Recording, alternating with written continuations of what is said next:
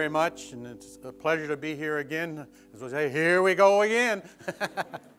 I'd like to thank Warner Edwards Distillery for sponsoring this lecture. This morning I talked a lot about bee management and how important it is that when you go into your colony that you be able to recognize subtle cues that tell you what the condition of the colony is and whether or not you need to be doing something about it if something appears not to be normal. When I first got into beekeeping, we had what we called a lot of bee havers. They would get their bees in the spring, they'd set them out behind the garage or at the back of the yard and not worry about them. In fall, they expected to go out there and harvest a big crop of honey. Well, beekeeping's not that way anymore. In fact, Roger indicated that we're going to hear about colony losses throughout the world this evening. Colony losses is an extreme problem. We have lots and lots of problems that we need to deal with and that we need to solve, and I'm just going to kind of go through some of the various aspects of this in this particular presentation. Are you one of those individuals who seldom ever goes into the brood nest? All right. In the States, we have some beekeepers that use queen excluders. We have other beekeepers that do not. It's a very misused piece of equipment. And the question is, do you go below the queen excluder? Or better yet, do you spend time within the brood nest of the colony? Or do you just assume bees are flying, everything's okay, we're good to go?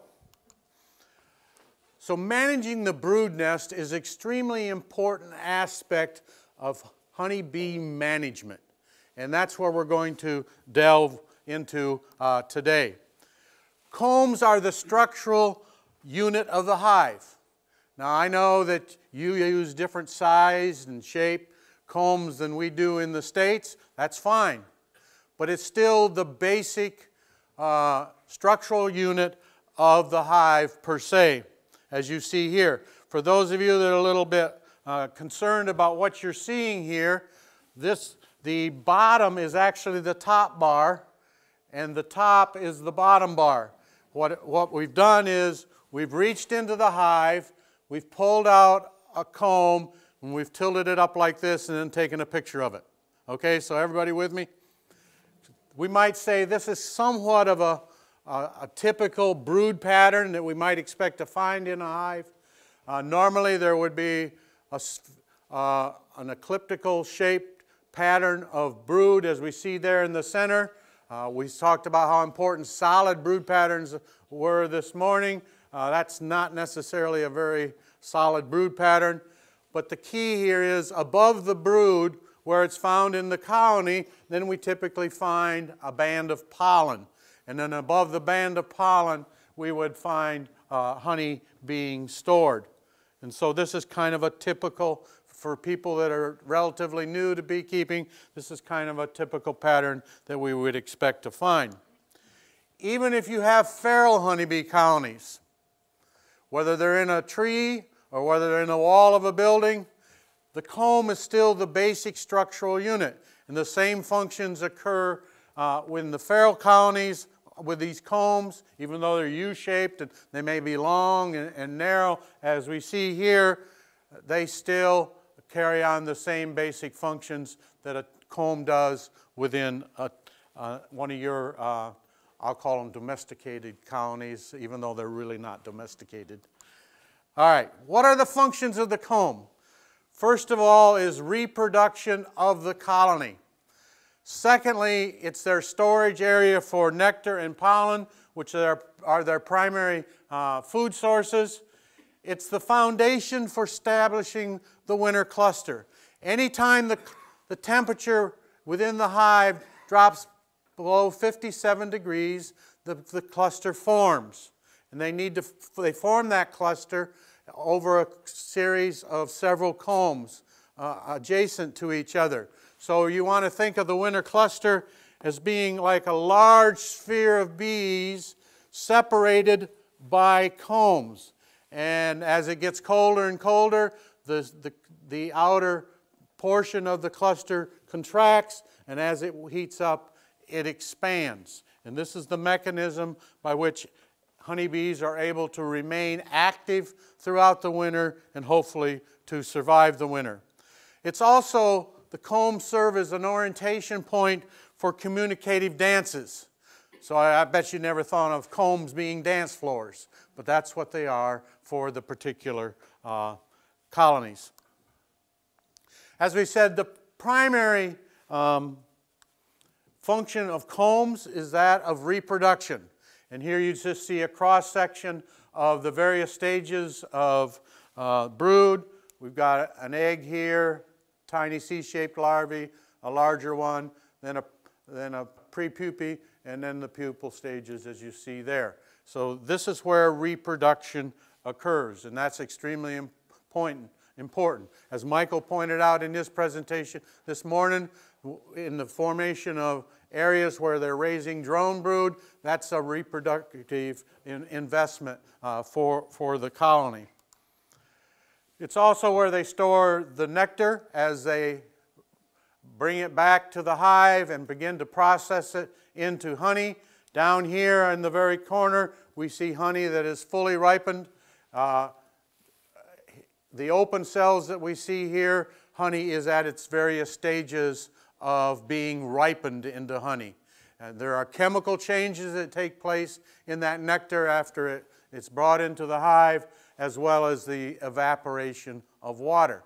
Nectar, as it's obtained from the flowers, might be anywhere from 60 to 80% moisture. Honey that is fully ripened is going to be in the range of between 16 and 18% moisture.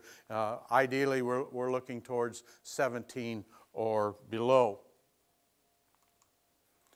It's also where they store pollen. And pollen is the primary protein source for the bees, but it also supplies fats and minerals and vitamins and sterols, amino acids, which are the building blocks of proteins. And so protein is very, very important. And we'll talk more about that at a later time. The honeybees do not put wax coverings over the pollen. The forager, when she comes in with her pollen baskets loaded with pollen, backs into a cell, and then through the spines on her legs, she kicks those pellets off, as we see here in this particular cell. Then house bees come along and they add chemicals to it to start the pre-digestive process, which ultimately ends up in what we call bee bread, and they ram it with their head and pack it into the cells so it will not spoil. So as a beekeeper, you need to be able to recognize the various stages of brood, cells of honey being processed, fully ripened honey that's capped, as well as cells containing pollen as it's packed here in this particular slide. As we said, it's the foundation for the formation of the winter cluster. Now, unfortunately, this happens to be the remnants of a dead winter cluster. It's at the very top. If you try to say, well, why did the bees die? It doesn't take long to figure out. The combs are bone dry, and this particular cluster starved to death. But see, that's telling you, giving you information in regards to the status of the colony, or in this case, you're playing CSI and trying to figure out what caused them to die. This is another close-up of a remnant of a winter cluster. As I say, remember that this winter cluster is separated by several combs. And we said it's also the dance floor. All right?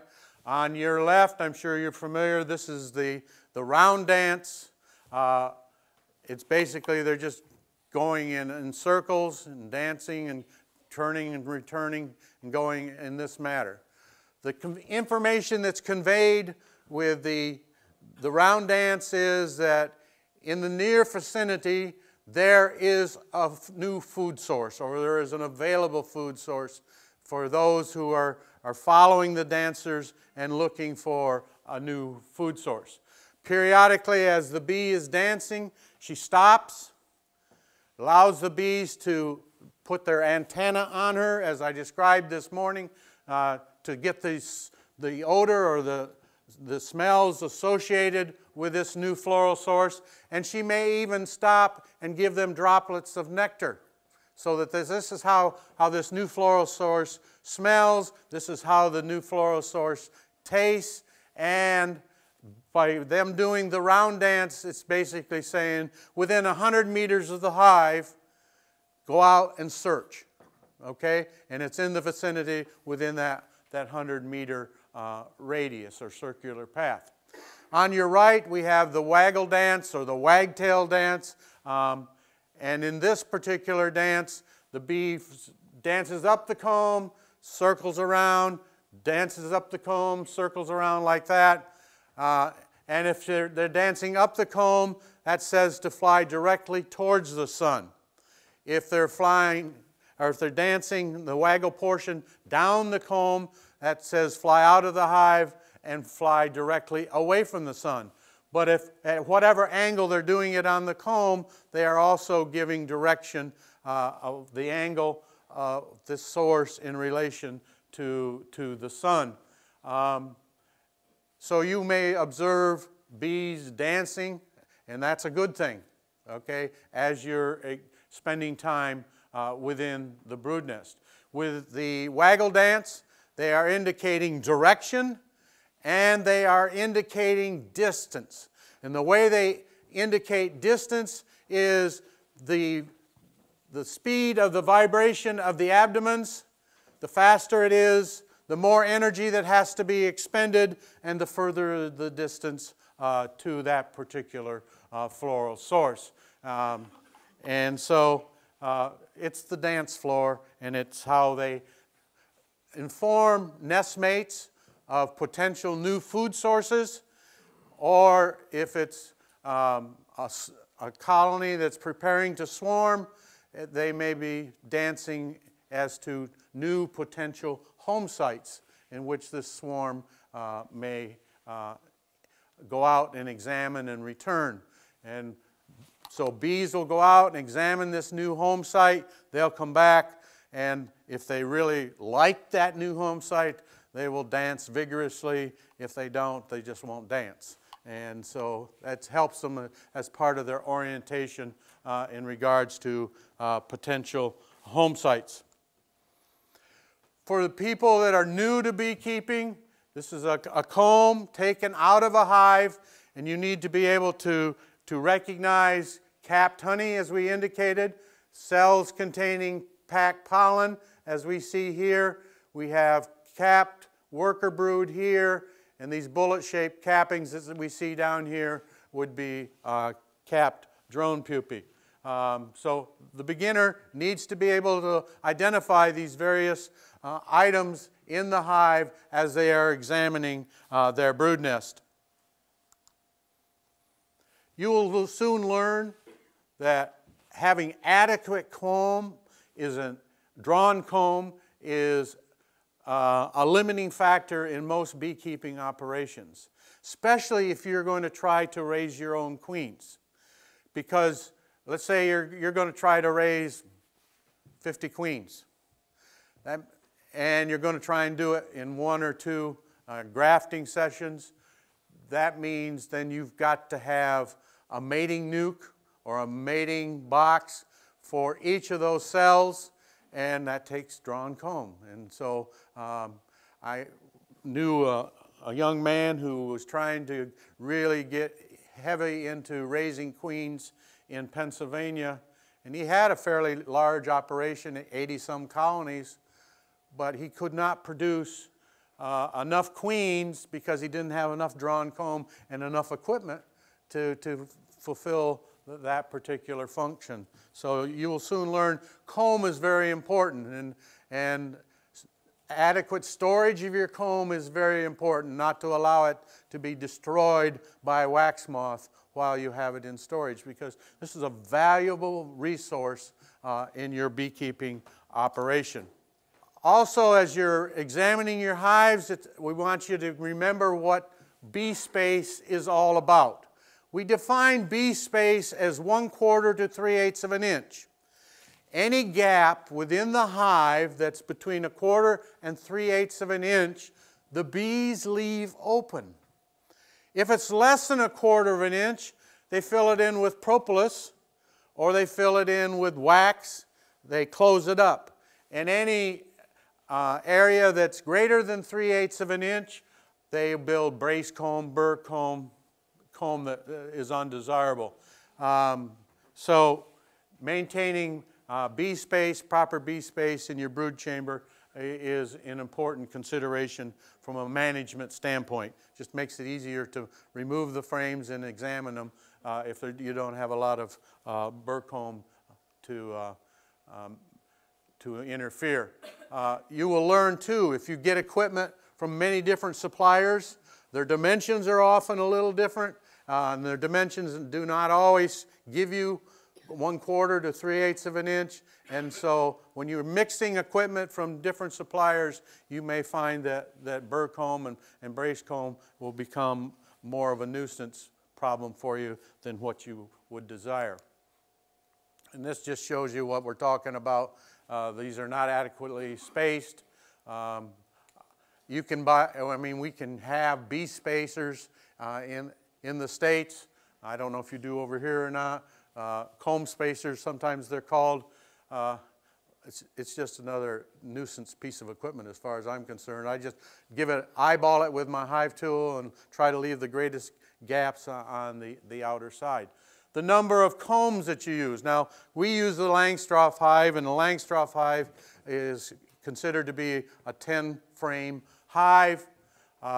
Many of our beekeepers, and myself included, once they have produced the comb, drawn out the foundation, produced the comb, then I like to go back to 9 frames in the brood nest, because it makes, when you remove your first frame with the added space of having 9 rather than 10, you're going to roll less bees, you're going to squash less bees, and cause less disturbance. So from a management standpoint, I like to use 9 rather than 10.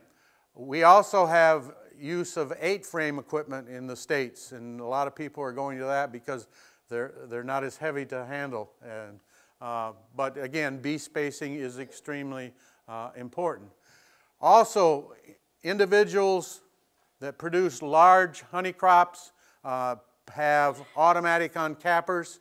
In their honey supers, they will normally use 9 rather than 10 because the bees draw them out further, and it makes them easier to uncap, whether you're doing it by hand or whether you're using an automatic uncapper.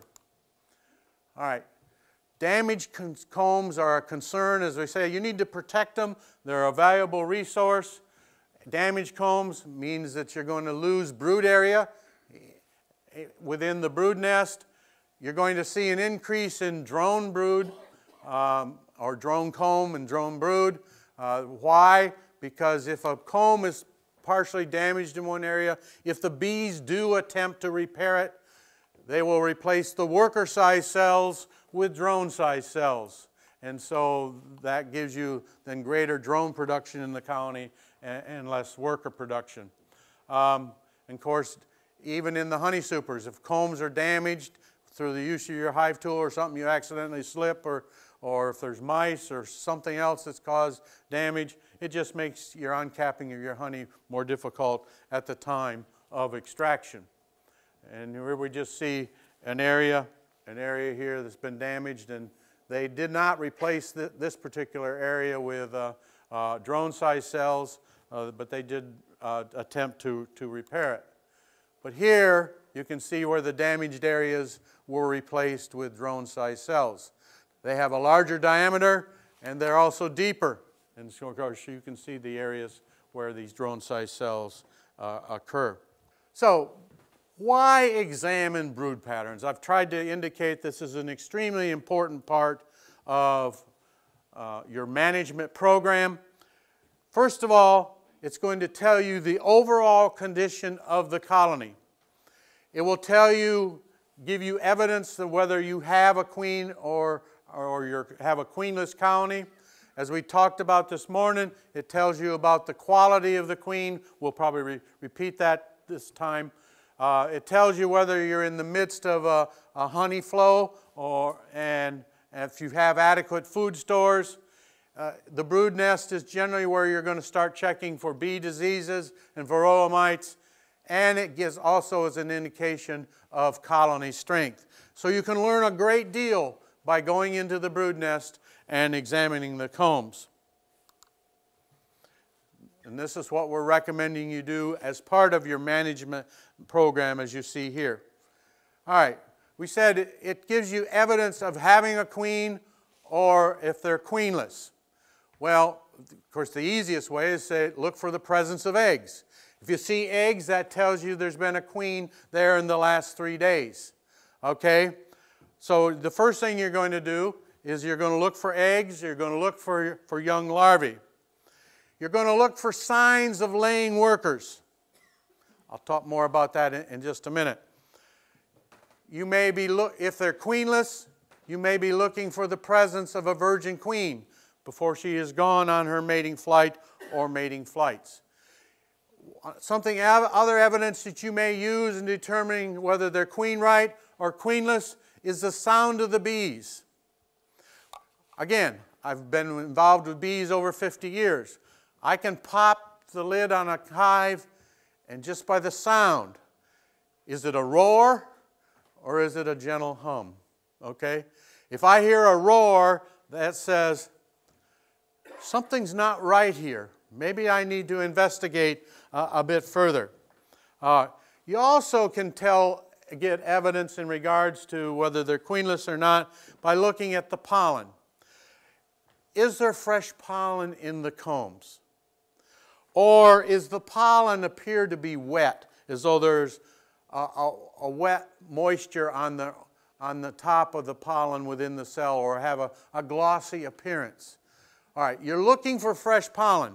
This wettish looking pollen is not fresh pollen. This is old stored pollen. And the reason that we say we're going to look at the pollen that's coming in, there are various stimuli associated with collection of pollen. One of them has to do with having a queen present and having brood present. So brood pheromone as well as the queen's pheromone is involved in helping a forager decide whether they're going to collect pollen or whether they're going to collect nectar. So you can learn just from the pollen that's stored what the condition of the colony might be. As we said, you can look for the queen. You don't have to see the queen. Everybody always wants to see the queen, but you do not have to see her. You're just looking for evidence that there's been a queen there in the last 3 days. And the best way to determine that is, as I say, to look for eggs. And when I go into an apiary with beginners, the first thing that I teach them is, how do you look for eggs? How do you take a comb, you stand so that the sun comes over your shoulder, and you tilt the comb so that the light reflects off the bottom of the cell, and you see the tiny eggs upright in each of the center of the bottom of the cells, as you see here. As you get older and your eyesight begins to go downhill, eggs are more difficult to see. Now we use a lot of black plastic foundation in the States, so you can see the white egg against the black background to help us older folks that have trouble seeing eggs.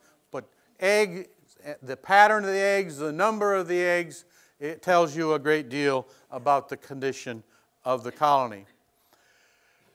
The quality of the queen, and I went through this in my presentation this morning, but maybe not all of you were here. You can't tell the quality of a queen by just looking at her.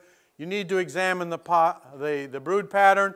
Is it a solid brood pattern or is it a spotty brood pattern? Examples, I didn't show this one this particular morning, or this morning. That's a good solid brood pattern. Your conclusion would be that that colony's headed up with a good queen. That's another one that I showed this morning, that a good solid pattern, and again, you'd make the same conclusion. But a spotty brood pattern, as you see here, may be evidence of a poor quality queen, but as I talked about this morning, there are many other factors that likewise can give you a spotty brood pattern.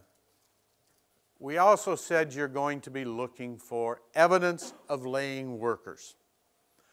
Now, as we talked about in this morning's presentation, one effect of queen pheromone or queen mandibular pheromone, or if you want to call it queen substance, as we said this morning, is that it inhibits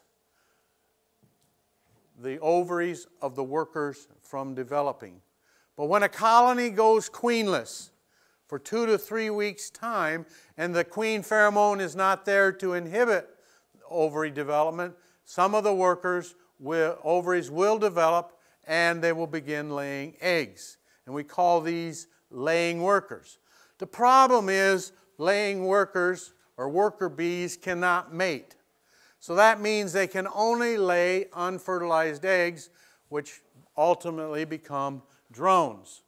And so if you see evidence of multiple eggs per cell, eggs that are not centered in the bottom of the cell, as we've shown you with the queen, and you see drones being reared in worker-sized cells, that's the evidence that you need that you have laying workers. As you see here, the abdomen of the worker is not long enough to reach down to the bottom of the cell and to lay it, center it as the queen does, and so you will find multiple eggs per cell. Now, there's one other instance that will give you multiple eggs per cell.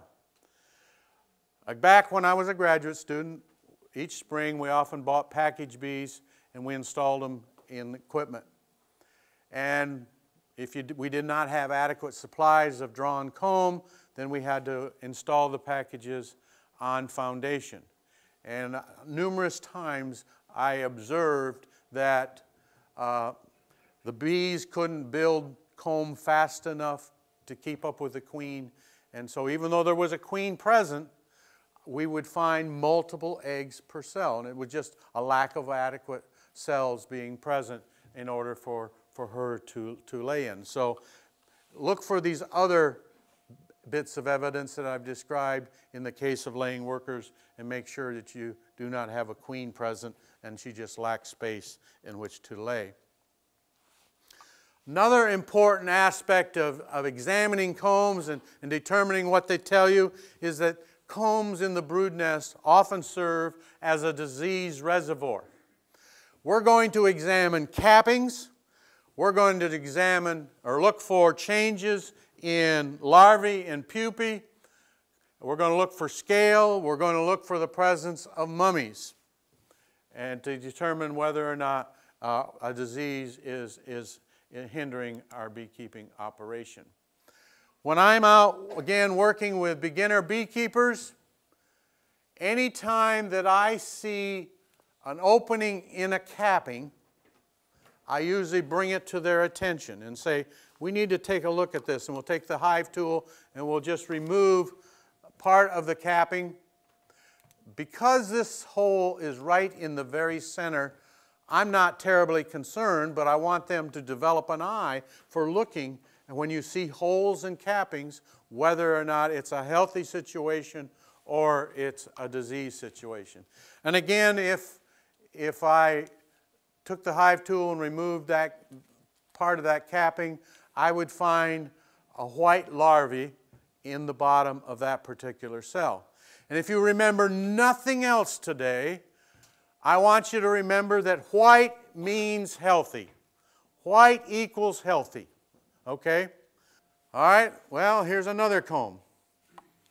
Number one, we have a scattered brood pattern. That's not a good sign. Secondly, we see numerous cappings with holes. And these holes are not centered. That's not a good sign. Also, we see sunken cappings. That is not a good sign.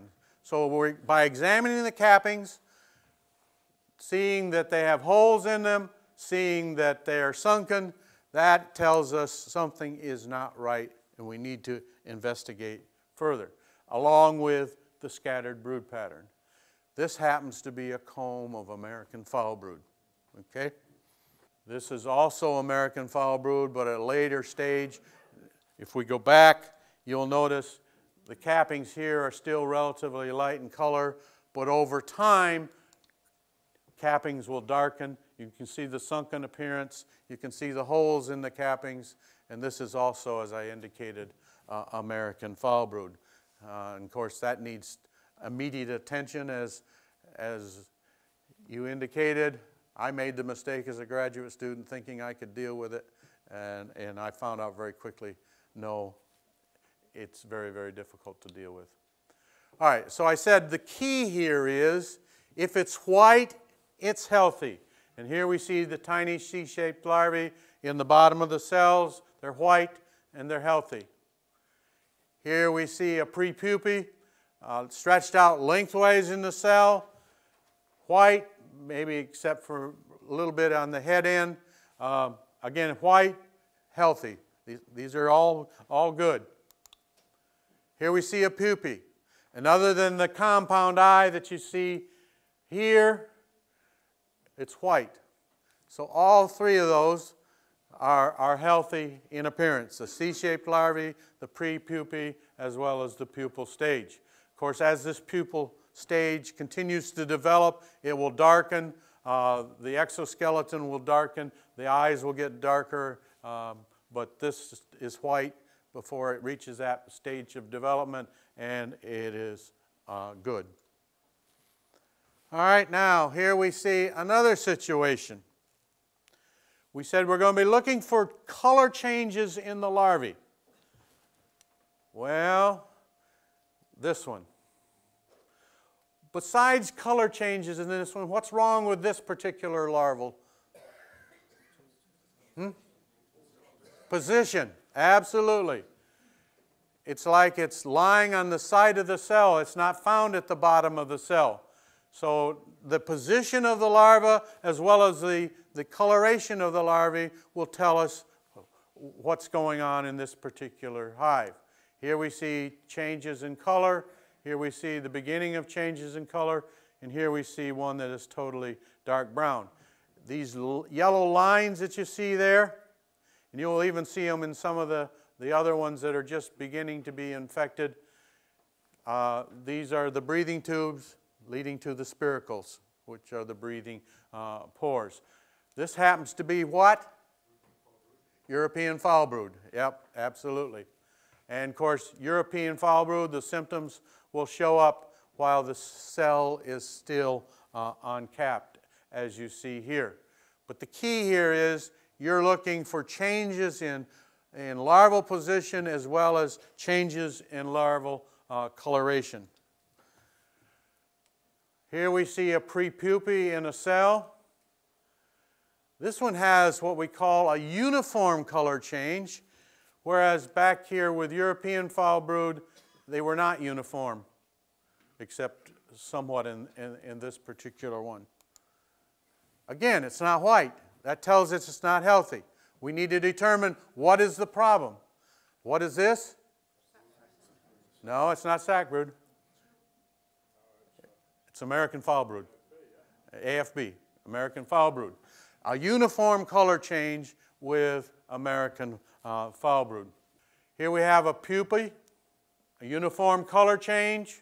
Again, this is pupal stage infected with American foul brood. But there's one other key characteristic here that I want you to notice. This is called the pupal tongue. The proboscis, in other words. The pupal tongue. Now, I have examined colonies of bees just ripe with American foul brood, just totally almost devastated by American foul brood, and never have seen a pupal tongue. In other instances, maybe I would see 2 or 3 cells of American foul brood, and I would see a pupal tongue. If you see a pupal tongue, you don't have to go any further.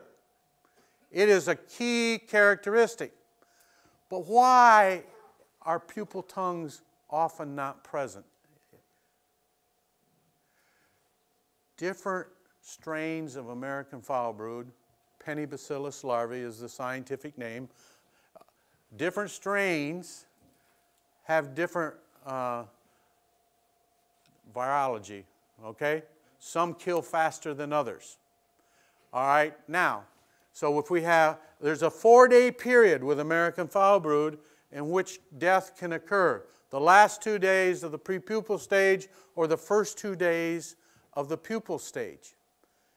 Now, if you see pupal tongues, this would be a slow-killing strain of Penibacillus larvae, and so the proboscis, death didn't occur until late in the, say on the 4th day, and the proboscis had started to form. The fast-killing strains, you will never see pupal tongues, but that is a characteristic that will help you. Of course, now we have laboratory tests and things like pregnancy kits where you can quickly determine AFB, EFB, etc. But these are the characteristics. When you're out in the field examining your combs, these are the characteristics that you need to be looking for. Hopefully you won't find, but you need to have one eye open, always looking for something that is not right, as I indicated this morning. All right, this is not a uniform color change. It almost is, but it isn't. The prepupae died with a raised head. In other words, the capping has been removed from the cell. What is this? Sac brood. Okay, this is sac brood. And early in my beekeeping career, we saw a lot of sac brood. But I don't think I've seen a case of sac brood in the last 15 years. It used to be a lot more prevalent than it is now. So I got a feeling either some of the miticides we're using in our hives or something else is going on so that it negatively affects the appearance of sac brood, and we're not finding it. Something else we did find that I still can't tell you what it is, and I don't think I put a picture in here of it, and it goes by various names. We called it snotty brood. Okay, it looks like a combination of both American foul brood and European foul brood and sac brood. The larvae is kind of twisted in the cell, and it looks it's brownish in color or grayish brown in color. And as I say, some people call it snotty brood, but that's not an official scientific name for it because they haven't been able to identify what it is. But it is becoming more and more prevalent in the States. We said also when you're examining brood combs, we want you to be looking for scale. This is what we mean by scale. This happens to be American foul brood. Each one of these scales contain hundreds of thousands of spores. And the thing with American foul brood is the bees have a difficult time removing scale. And so when they can't clean the cell, they can't remove the scale, they will put honey in there. The honey will soften up the scale, but then all the spores are in the honey, and so when this hive gets robbed out or honey is transferred within the hive from cell to cell, then you're spreading American foul brood within the hive, as well as if it gets robbed out, it's spreading it between hives. And this is why American foul brood is such a dangerous thing. Looking for mummies, and of course this is the causative agent of chalk brood. As you see here, hard pieces of larvae. They readily shake out of the cells. You may find all kinds of chalk brood mummies on the entrance of your hives, etc. And so that's an indication of what you're looking for chalk brood. Here we see drone brood. Here we see worker brood. If I want to be checking for Varroa mites, I like to go and uncap some of these drone brood, cap drone brood, and looking for the mites, because Varroa mites prefer drone brood over worker brood. I mean, they adequately use both, but there will be a higher proportion of bees, of Varroa mites developing in the drone brood cells than in the worker cells. I was in a commercial apiary, probably 10 years ago, before I retired.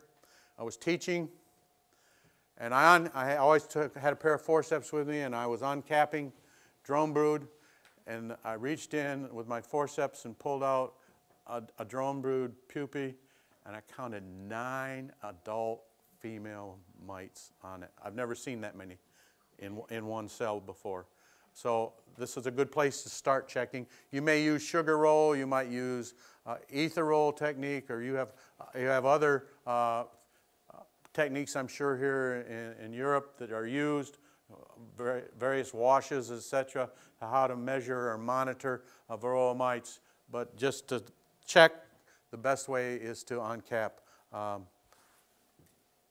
drone cells and look for the mites, as you see here. You're looking for larvae, non-bee larvae that might be present in the hive, crawling over the comb, as you see here. You may see all kinds of web tunnels, silken tunnels. This one is the small hive beetle. I don't know if you have it in Europe or not. It's becoming a real serious problem in many of the states. Of course, this is wax moth problems. We also said by examining combs, it gives an indication of the strength of your colonies. And we would say that's obviously a strong colony, and that is a much weaker colony, okay? So the number of combs with bees is an indication of the strength of your colony, and so that helps you in determining the condition of your colony and whether you should be uniting weak colonies or whether just working with. It tells you when additional honey supers are needed. You see this tiny white streak of wax right along the edge of the top bars. We like to say in the States, when you see 2 or 3 frames with these tiny fresh white wax streaks, that tells you it's time to add your next honey super. Don't wait until it's jam full and they've already started filling up the brood nest. So if you're in the midst of a flow, you see 2 or 3 frames with tiny white streaks, as you see here, add another honey super. Empty comb stimulates the hoarding instinct, and we're trying to capitalize on the hoarding instinct in honey production. The last thing, and I know I'm just about out of time, but the last thing I just want to throw out here, just something for you to think about. It tells you a little bit about the balance of the population in regards to the age of the bees and the division of labor that occurs within the worker population. All right, amount of brood. What is normal? Can there be too much? Can there be too little? All right, what I want you to concentrate on is this row right here. This happens to be the life cycle of the 3 castes of worker or of honeybees, but this is the one I want you to remember. 3 days in the egg stage, 6 days in the larval stage, and 12 days in the pupal stage for a total of 21 days. Now, 6 is twice that, and 12 is 4 times that, right? Everybody with me so far? Okay.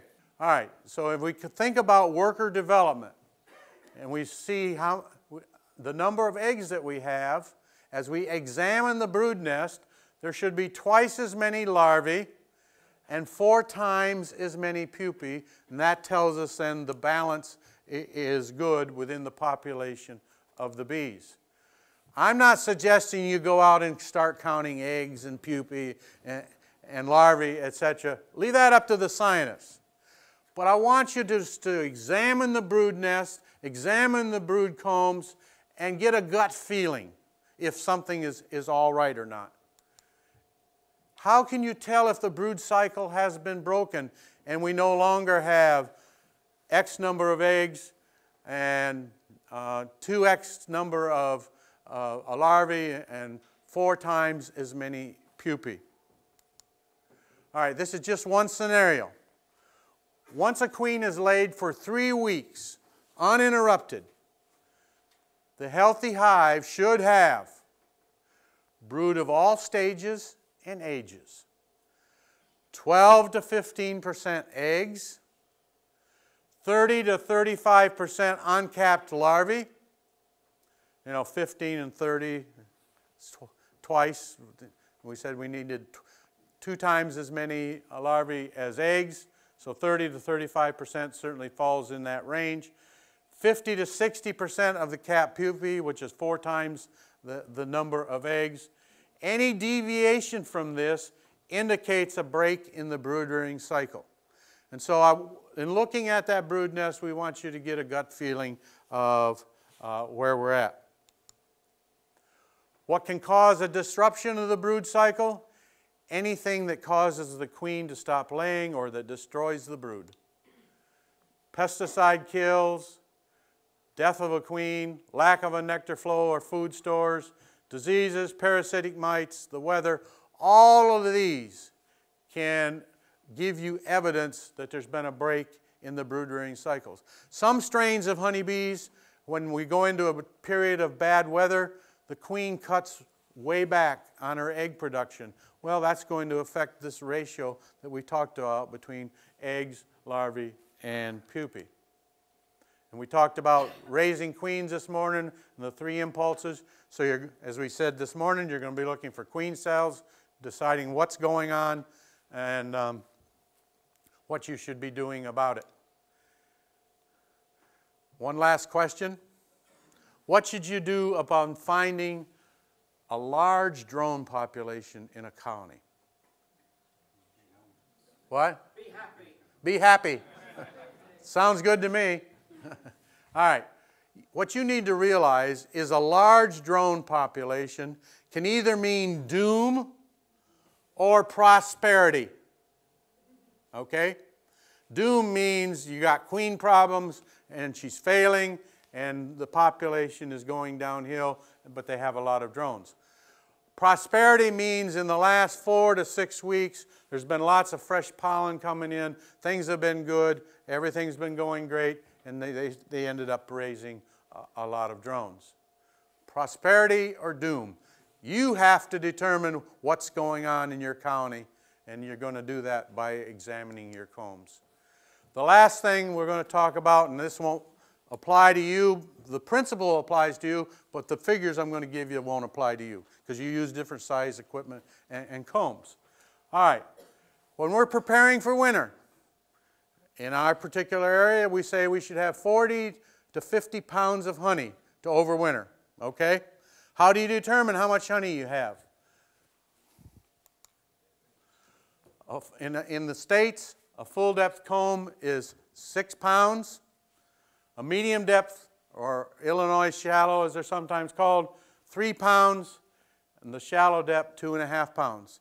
And so you can quickly go through the colony and you can determine how much honey is there and whether you have adequate amounts for getting through the winter or whether you need to be doing some feeding. So I'm suggesting to you, take the size of your combs that you use, and I assume there's variability in the size of your combs. Determine how much honey is in one And then you have a yardstick, so to speak, to determine how much honey the bees have ready for the winter.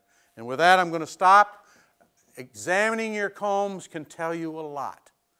It can talk about diseases. It can talk about parasites, parasitic mites. It can tell you whether things are good or whether things are bad, whether they're queen-right, queenless, whether you have laying workers. All sorts of things you can be told by examining the combs. So it's important that you get into your brood nest on a regular basis and see what's going on and see what you need to do. Have a great evening, folks. Thank you very much. Thank you.